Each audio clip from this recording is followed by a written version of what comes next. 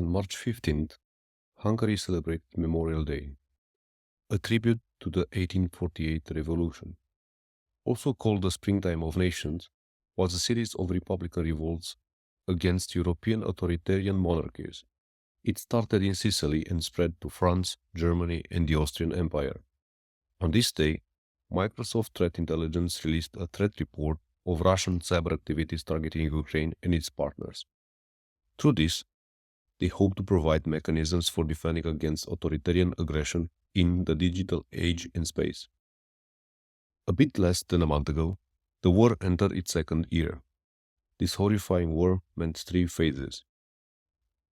The first constituting the weeks before and just after the war, when the invaders thought they can just waltz into Kiev. Just before the invasion, the attacks were the fiercest, the month of February seeing 4 times more attacks than the previous one. The tools of choice? FoxBlade, Sdelete and IsaacWiper. The targets? Strategic organizations, either military or civilian. This phase was all about cyber and disinformation operations to support the boots-on-the-ground blitz invasion. The second extended up to September last year.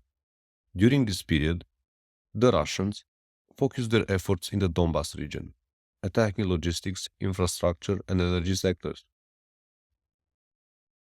If there is nothing decent about this war in general actually, this period was the ugliest. Cyber strikes, followed by missile strikes targeting the civilian population. More than that, the virtual guns turned to undermine Kiev's foreign and domestic support. The third and current phase started in September last year. Kinetic operations doubled down cyber and propaganda operations. We are all targets, all that we believe in freedom and want to live peacefully. Multiple countries around the world were targeted, especially European countries. At the podium of the sectors targeted outside of the war zone include government, IT and communication infrastructure, and surprise of the season, NGOs, think tanks. So, free speech and thought are actually feared as well.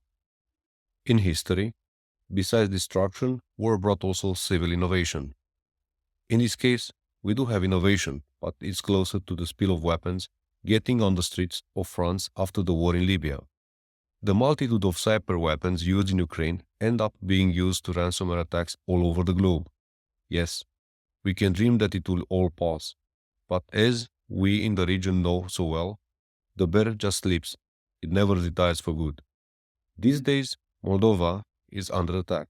Disinformation, coup trials, and cyber attacks. Does it all start over again? So, this was episode 100 of It's 505. Subscribe. There are many more to follow. Even if I've spoke multiple times about the subject, it's never enough. The whole, almost free world is at war. Ukraine pays with tears, flesh and blood. The rest of us pay our smaller prices too. I hope in the future we will realize that we are all living under the same sky and we are faced with similar issues. The power comes from unity, not discontent. This was Olimpiu Pope reporting from Transylvania, Romania. May we all live in peace. Slava Ukraini, Heroyam Slavam. Search for and subscribe to It's 505 wherever you listen to your favorite podcasts.